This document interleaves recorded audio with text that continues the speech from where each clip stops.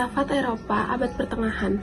Filsafat Eropa abad pertengahan adalah suatu arah pemikiran yang berbeda sekali dengan arah pemikiran dunia kuno. Abad pertengahan dimulai pada tahun 476 sampai dengan 1492 Masehi. Dapat dikatakan sebagai abad gelap.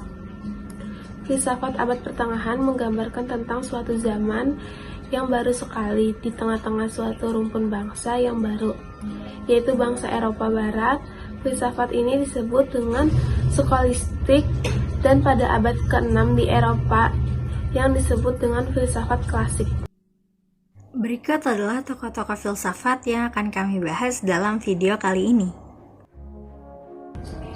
Di sini saya akan menjelaskan tentang biografi Desiders Erasmus.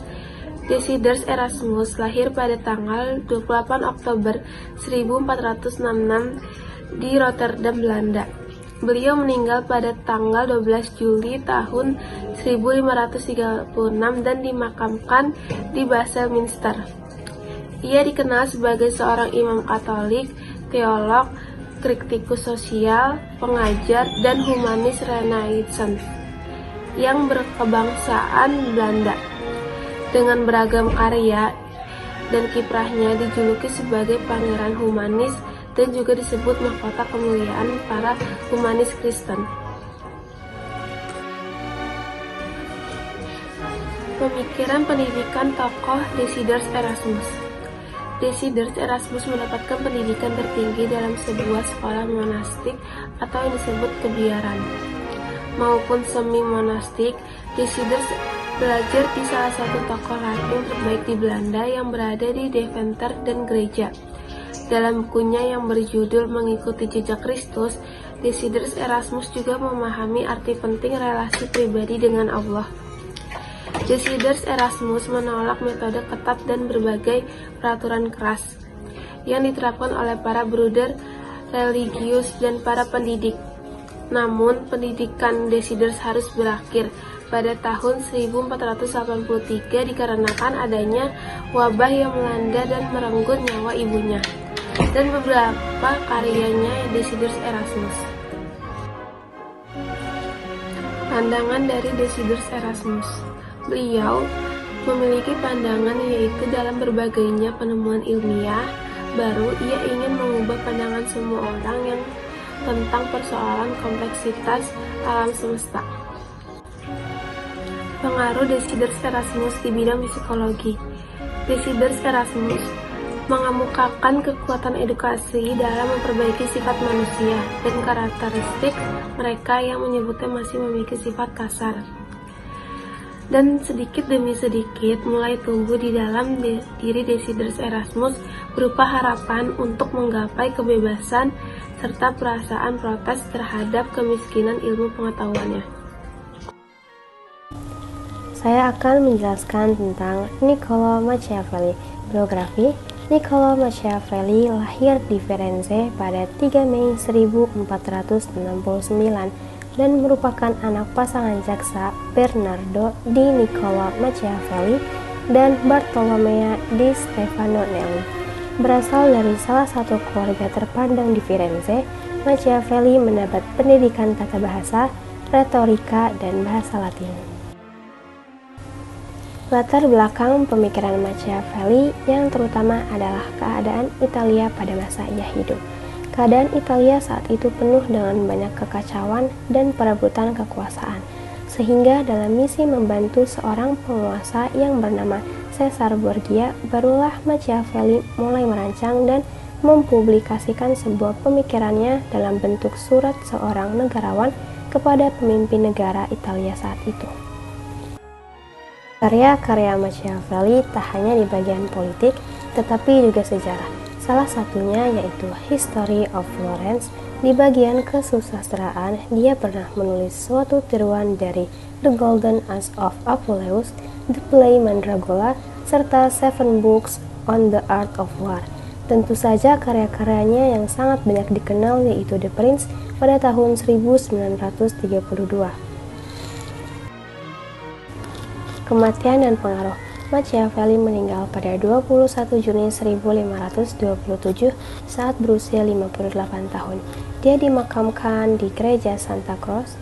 Pada nisannya terdapat tulisan Latin berbunyi Tanto nomini nullum par elogium, atau nama yang begitu besar sehingga pujian pun tidak akan menyainginya. Saat kematiannya, buku Dua Prinsip sempat dimasukkan ke dalam Index Librorum Prohibitorum atau Indeks Buku Terlarang karena dianggapnya menyerang gereja. Sejumlah filsuf dunia terkenal seperti Francis Bacon dari Inggris, James Harrington dari Inggris, hingga Jean-Jacques Rousseau dari Perancis memuji keberanian Machiavelli. Galileo Galilei dilahirkan di Pisa, Toskana pada tanggal 15 Februari 1564. Ia dianggap bertanggung jawab atas beberapa penemuan penting di bidang fisika, astronomi, dan filsafat. Galileo lahir ketika Eropa sedang gencar-gencarnya mengadopsi ilmu baik itu dari bangsa Arab dan juga bangsa Yunani. Keluarga Galileo adalah keluarga yang sangat cinta ilmu pengetahuan. Ayahnya seorang ahli matematika dan musik yang bernama Vincenzo Galilei. Namun begitu dari segi keuangan mereka bukanlah keluarga kaya. Galileo kecil dimasukkan oleh ayahnya di biara dekat Florence agar mendalami ajaran agama dahulu. Di sanalah Galileo pertama kali belajar ilmu-ilmu dasar. Ketika Galileo berusia 17 tahun, ayahnya menyuruh masuk kedokteran karena dokter akan digaji besar dan hidup lebih mapan daripada ahli matematika. Galileo masuk Universitas Pisa jurusan kedokteran. Beliau tidak yakin masuk jurusan kedokteran. Ia lebih senang dengan rumus matematika.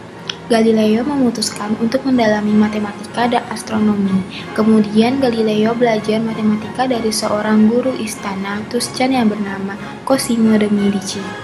Galileo mengamati benda-benda di sekitarnya. Ia juga mengamati benda lain yang bergoyang. Dari situ beliau menyimpulkan bahwa waktu yang diperlukan sebuah benda yang bergoyang adalah tetap.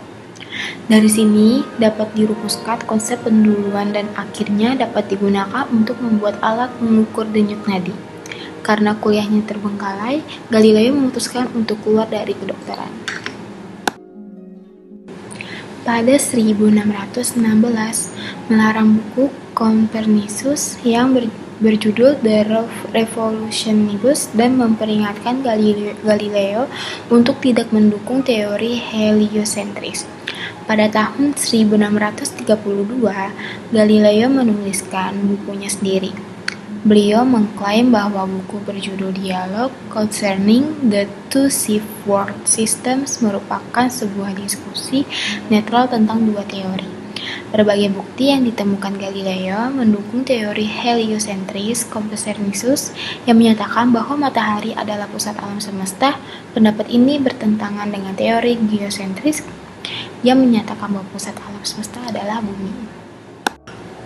Galileo adalah salah satu orang Eropa pertama yang mengamati bitnik matahari. Astronomi Tionghoa sudah mengamatinya sejak lama. Selain itu, Galileo juga orang pertama yang melaporkan keadaan gunung dan lembah di bulan. Ia selanjutnya memberi kesimpulan bahwa bulan itu kasar dan tidak rata seperti permukaan bumi sendiri. Auguste Comte memiliki nama panjang Isidore Marie Auguste François Xavier Comte, lahir di Montpellier, Prancis pada tanggal 19 Januari 1798 dan meninggal di Paris, Prancis pada tanggal 5 September 1857 tepat di umurnya yang ke-59. Comte merupakan seorang filsuf Prancis yang diketahui sebab memperkenalkan aspek ilmu sosiologi serta aliran positivisme. Melewati prinsip positivisme, Comte membangun landasan yang dipergunakan oleh akademisi masa kini, yaitu pengaplikasian cara ilmiah dalam ilmu sosial sebagai sarana dalam mendapatkan kebenaran. Pendidikan yang ditempuh oleh Auguste Comte. Pada tahun 1798, Auguste Comte menjalani pendidikan di Montpellier. Di tahun 1814, Comte melanjutkan sekolahnya di École Polytechnique. Namun, pada tahun 1816, École Polytechnique ditutup. Hal ini terpaksa membuat Comte untuk kembali ke Montpellier dan menjalankan hidupnya dengan mengajar pelajaran matematika. Di tahun 1817, Comte dijadikan murid sekaligus sekretaris dari Claude Henry de Rouvroy, Comte de Saint-Simon, yang selanjutnya membawa ia ke dalam lingkungan intelek. Pada tahun 1822, Comte mempelajari tentang filsafat positivisme dan mulai menelitinya. Hasil penelitiannya pun dibukukan, walaupun pada saat itu buku yang ingin ia terbitkan terhambat dalam penerbitannya karena ia yang gagal mendapat kedudukan akademis. Namun, ia berhasil mempublikasikan buku-bukunya setelah mendapatkan dari sponsor-sponsor. Positivisme merupakan aliran yang dipopulerkan oleh Auguste Comte. Istilah tersebut datang dari kata positif.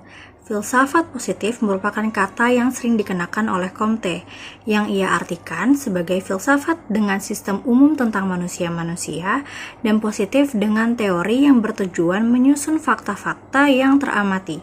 Filsafat positivisme sering didakwa sebagai paham yang sama dengan materialisme, namun sama seperti dengan paham spiritualisme yang merupakan lawan dari materialisme, keduanya mustahil disamakan dengan suatu paham yang secara fundamental berbeda keyakinannya. Filsafat positivisme berpendapat bahwa dengan jalan apapun manusia tidak dapat mengetahui sebab-sebab timbulnya serta cara-cara beradanya gejala-gejala itu. Positivisme mengajarkan bahwa kebenaran ialah logis, ada bukti empirisnya yang terukur. Positivisme juga sangat mempengaruhi cara berpikir seseorang, sangat erat hubungannya juga dengan timbul berbagai pendapat baru di lapangan masyarakat. Pandangan psikologis. Menurut Comte ada 3 perkembangan manusia, secara teologis, metafisis, dan juga positif. Dalam teologis, ini merupakan dasar perkembangan manusia, di mana di tahap ini manusia sedang mencari sebab pertama dan tujuan akhirnya. Dalam metafisis, ini merupakan tahap peralihan di masa perkembangan manusia yang terlihat dari perubahan cara berpikir dalam mencari jawaban atas segala pertanyaan yang berkaitan dengan alam. Dalam positif, ini merupakan tahap puncak dari perkembangan manusia yang sering kita sebut sebagai dewasa. Dalam tahap ini, manusia sudah bukan mencari sebab, namun menelusuri hukum alam yang berkaitan dengan fenomena alam itu sendiri. Sekian dari kelompok kami, mohon maaf apabila ada kesalahan kata dan juga pengejaan. Wabillahi taufiq wal hidayah. Wassalamualaikum warahmatullahi wabarakatuh.